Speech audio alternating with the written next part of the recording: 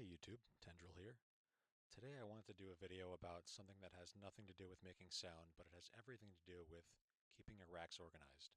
So if you're anything like me, you like to get into building these complex instrument racks and effects racks and everything, lots of modulators, and sometimes it gets a little bit tricky to figure out where everything is, and it gets a little bit disorienting and disorganized knowing where all your modulators are and stuff like that. So here's a basic tip that I can show you. So first what I do is pretty much every time I grab any device, I group it, right? And I like to map things to macros. So let's say we had the gain here mapped, the output mapped, maybe a couple more. Whatever you got. This is just a random example. So let's say we have that, right? Now one thing I like to do is, let's say you have a modulator here. Let's say you have an LFO, or let's say you had a bunch of LFOs. A lot of times what I used to do in the past is I would just, if I had 5 things I wanted to modulate, I would just duplicate them 5 times, etc. Eventually then just collapse them down. Then I started getting into, okay, I can group them, and then I can collapse that down all the way. But even that is a little bit cumbersome. So what I like to do, and what I've been doing a lot recently, let's say I have an LFO, right? First thing I do, again, I'll group it. And let's say I wanted to map these to macros for later on when I actually want to affect what I'm doing there. So then I would group this again. And now here's where the real trick comes in.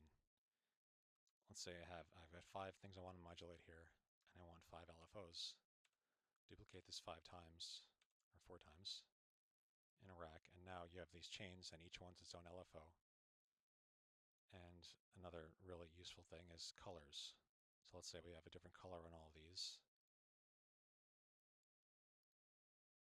Rigibiv.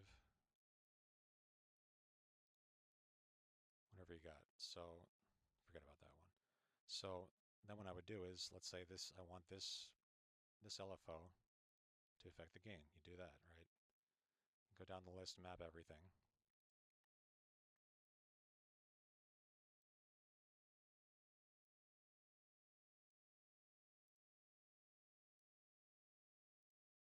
And then what you want to do is make everything the same color as the macro that it's modulating. Makes it very easy. Oops. Very easy to find what you're doing then.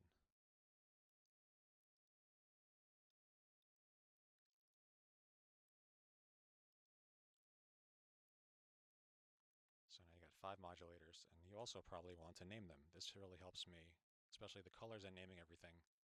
Makes it very easy for me to find what modulator does what. So you got gain, output, etc. Right? So you get the idea. And then when you're here, you can just click through your list when you want to get to your LFO parameters. Whatever you got.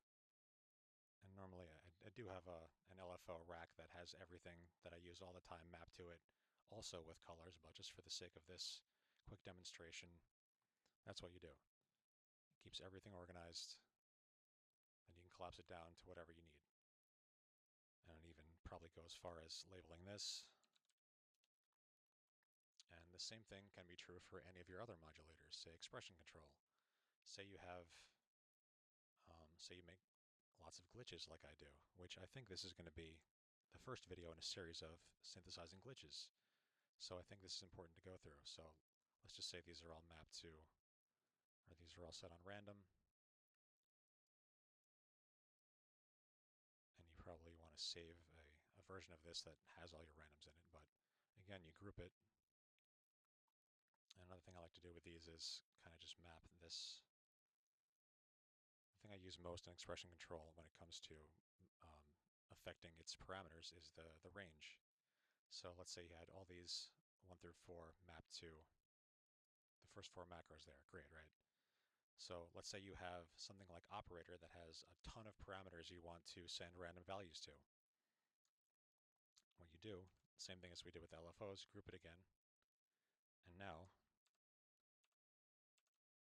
you can have a list, and it's very easy to find which expression control you want. So like let's say this was mapped to an operator, the waveforms, and this one was maybe mapped to the coarse tuning, and down the list. And the same thing would apply with the colors and everything. You'd have your operator here.